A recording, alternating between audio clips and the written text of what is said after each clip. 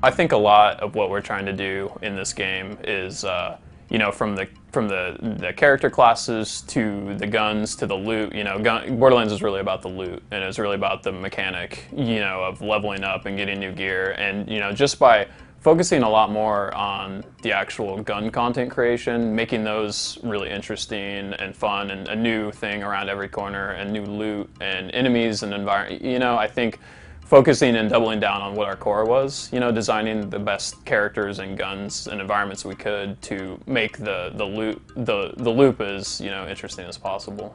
The guns this time around are so much better from a visual design standpoint, you know, from an interest, like they look different, they do different things, and you know, just I think that part, the loot, there's a lot more gear that's dropped, from class mods to shields to grenades.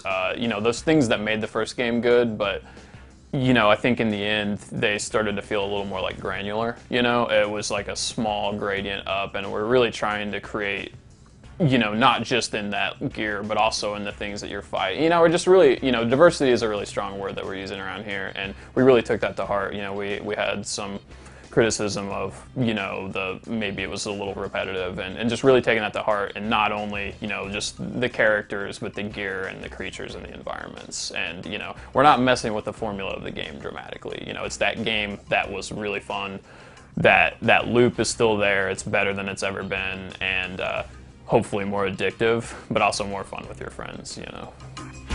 Claptrap is definitely around. You know, you know, at the moment, he's just got a little more, he's a little further back, you know, and not so in the limelight now, but he's definitely there. And fans of Claptrap will definitely be excited when they, you know, see what he's been up to and what's going on with him. I mean, we're not talking about like all of the other character classes right now, but you know, there's definitely people that enjoyed things that they did in the first game will definitely find things to enjoy in this. And you know, the action skills are designed in, you know, in a much more interesting manner this time across the board, I think. And I think that it's not just about hitting this button and doing this. It's, you know, there's just as many passive skills as there were, and just other things that complement the skills of the other characters and stuff. So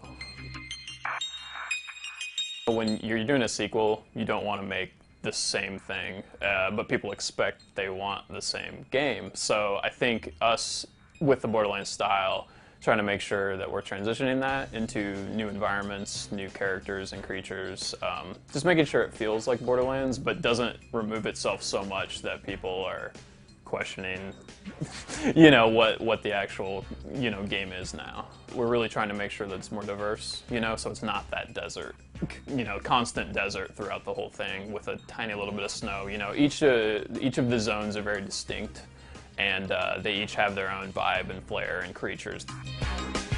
The concept of the Iridium is something that kind of evolved after the vault had been opened, and it is used in a variety of ways, from currency to, you know, enhancing things or mutating things.